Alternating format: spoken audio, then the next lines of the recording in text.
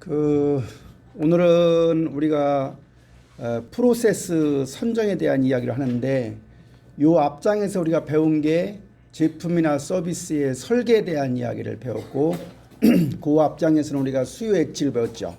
그 앞에서는 품질 관리 또는 품질 경영에 대한 공부를 했고, 그 앞전에 우리가 전략, 그러니까 제일 앞에 우리가 공급망 관리에 대한 기본적인 개념들을 공부했습니다. 다시 바로 얘기하면 첫 번째 장에서는 생산 운영 공급망에 대한 개념을 공부했고, 두 번째 장에서는 전략에 대한 공부를 했고, 세 번째 장에서는 품질 관리, 품질 경영에 대한 공부를 했고, 그 다음에는 우리가 수요 예측을 공부했고, 그 다음에 이제 제품 및 서비스 설계했고, 그러니까 제품이나 서비스 설계가 되면 그런 제품을 어떻게 만들 것이냐와 관련된 프로세스를 결정을 해야 되는데, 그 프로세스 결정이 오늘 배우는 내용이 됩니다. 프로세스 결정이 되면 그에 따라 다음 주에는 우리가 생산 능력, 공급 능력 이런 거에 대한 이야기와 입지를 어디에다 할 것이냐, 공장 입지 또는 생산 입지를 어디에 할 것이냐를 배우고, 그 다음에는 이제 그것이 되면 레이아웃, 배치에 대한 공부를 하는 걸로 이렇게 되어 있습니다. 그래서 오늘은 6장 프로세스 선정에 대한 이야기를 시작하도록 하겠습니다. 우리가 앞장에서 우리가 제품이나 개발 또는 설계와 관련해서 이 프로세스 선정이라고 하는 것은 항상 동시에 결정돼야 할 문제다. 우리가 프로세스 셀렉션 또는 우리가 프로세스 선정이라고 하는데, 이 프로세스 선정이라고 하는 것은 사용해야 할 생산 프로세스의 형태를 결정하는 거다. 그 이야기는 뭐냐면, 어떤 생산 기술을 쓸 것인가, 어떤 작업자, 숙련 작업자를 활용할 것이냐, 그렇지 않은 작업자를 활용할 것이냐, 원자재는 어떨 것이냐, 기계는 어떨 거냐, 설비는 어떨 거냐, 생산 방법, 이런 것들을 결정하는 게 바로 프로세스 선정과 관련된 내용입니다. 따라서 프로세스를 선정하는 일이야말로 상당히 장기적이고 자본 집약적이고, 그렇기 때문에 변경이 쉽지 않은 결정 문제이다. 뿐만 아니라 이러한 프로세스 선정하는 것은 기업의 사명이나 또는 공급 사슬, 우리가 생산 목표였던 과업이었던 원가, 품질, 납품, 유연성 이런 거에 영향을 미치기 때문에 전략적인 결정이기 때문에 반드시 우리가 최고 경영층이 내리는 전략적 의사결정으로 봐야 된다.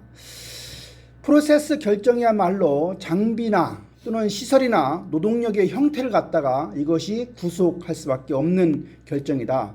뿐만 아니라 이러한 프로세스 결정은 항상 공급 사슬 전체 다른 거하고도 협력이 필요한 부분이다. 지금 공부하는 우리가 프로세스를 선정하는 거, 앞장에서 배웠던 제품의 설계나 개발에 관련된 거, 그 다음에 우리가 다음 장에서 배워야 할 생산 능력, 캐파시티의 관계는 상당히 동시에 결정해야 할 과제이다. 제품을 설계하는 방식은 우리가 제품의 구매에 영향을 미칠 수밖에 없고, 또 뿐만 아니라 생산 능력 계획을 수립하는 것에도 영향을 미치고, 또 제품을 생산하는 프로세스와 비용에도 영향을 미친다는 사실 우리는 염두에 둘 필요가 있습니다. 그래서 지난 시간에 배웠던 우리가 제품 설계할 때 concurrent engineering, 즉 동시공학을 적용하게 되면 개발이나 설계나 생산 방식을 동시에 결정하게 함으로 해서 제품 출하 시간, 정체적인 시간을 갖다가 단축할 수 있는 것을 얻을 수 있다.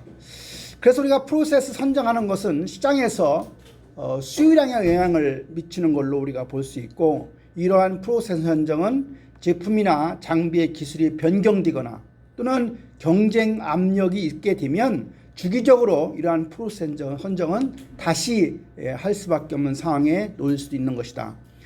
수요 예측이라든가 제품 또는 서비스 설계, 또 기술 향상 이런 것들은 프로세스 선정이나 또는 생산 능력 계획에 영향을 미친다는 사실을 알아야 하고, 이러한 프로세스 선정과 생산 능력의 결정이야말로 장비와 시설의 선정 또는 어떤 시설의 배치, 작업 시스템에도 영향을 미친다.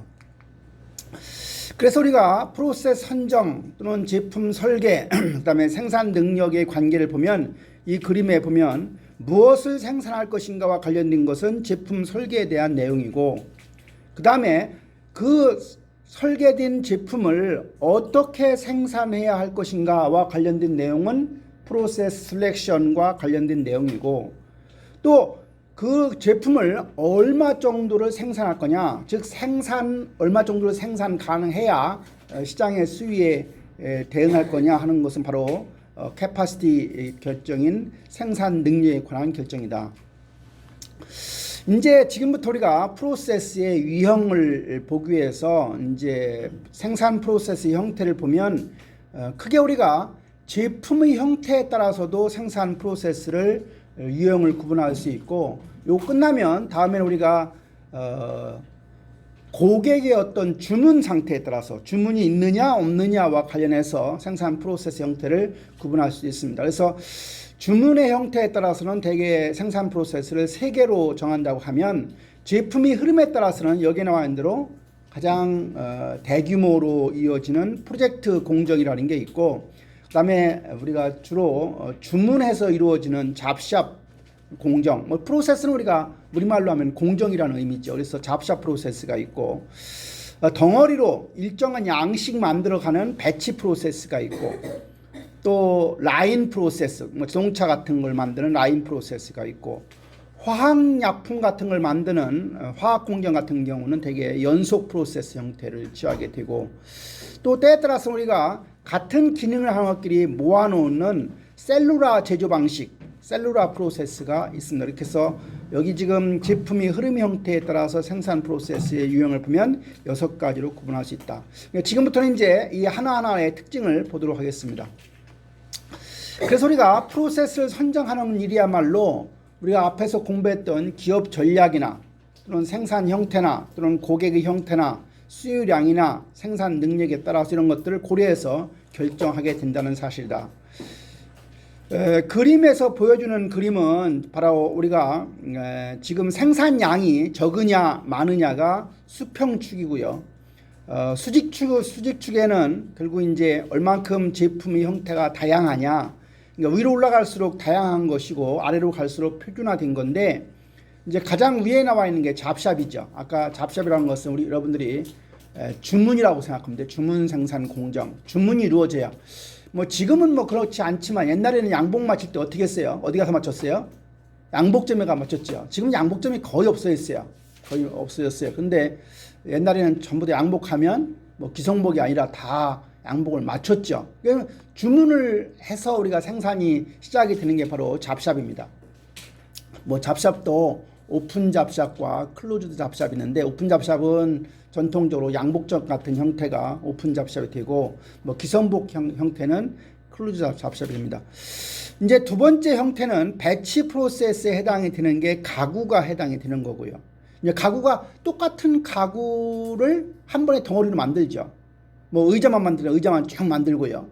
테이블 만들면 테이블 만들고, 그래서 우리가 덩어리 형태로 만들어가는 게 배치 프로세스고, 자동차 같은 경우는 이제 되게 조립 라인인데 라인 프로세스라는 말을 합니다. 라인 공정이라고도 하고요. 그 다음에 이제 아까 화학에 관련된 공정들은 대개 우리가 연속 프로세스 형태 정의입니다. 그러니까 종이 만드는 공정도 여기 연속 프로세스에 해당이 됩니다. 가장 먼저 나오는 프로젝트 공정은 뭐냐? 프로젝트 공정, 프로젝트 프로세스는 예를 들어서 아파트 공사를 한다거나 무슨 다리 공사를 한다거나 도로 공사를 한다거나 영종도 공항, 여러분들 인천공항을 영종도라고 하죠. 영종도라고 하는 섬에 만들어져 있는데 그 인근의 도시가 인천이기 때문에 인천공항이라고 하지만, 사실은 그 영종도라고 하는 섬에 있는 공항이 우리나라 그 영종도 공항, 인천공항인데, 인천공항 언제 만들었나 알아요? 어느 대통령이 만들었나요? 여러분들은 아무것도 기억나는 게 없죠. 왜? 태어나기 전이니까요. 물론 노태우 대통령 시절에 만든 공항이 영종도 공항, 지금 인천공항이죠. 지금 여러분들 잘 모르겠지만 인천공항의 어떤 여러 가지 그 생산 능력이나 서비스 수준은요, 세계에서 거의 1, 2등을 항상 차지합니다. 상당히 공항의 입지도 괜찮았던 것 같고, 그 시설이나 관리 방식도 세계에서 가장 잘 운영되는 공항 중에 하나가 영종도 공항, 인천공항인데, 만든 사람은 이제 노태우 대통령 때 만든 공항이고요. 이 영종도 공항처럼 비반복적이고, 그러니까 반복적이지 않다는 얘기죠. 비반복적이고 유일한 제품 생산을 위한 프로세스 형태가 바로 프로젝트 공정이다. 그래서 프로젝트 공정의 대표적인 것은 뭐 이런 도로 건설 또는 뭐 배를 짓는 거. 배는 만든다고 안 하고 배를 짓는다 그래요. 배를 덩어리 블록으로 만들어서 나중에 조립하기 때문에 짓는다는 표현을 쓰는데 그 선박을 제조하는 거 이런 것들 전부 다 프로젝트 공정에 해당이 됩니다.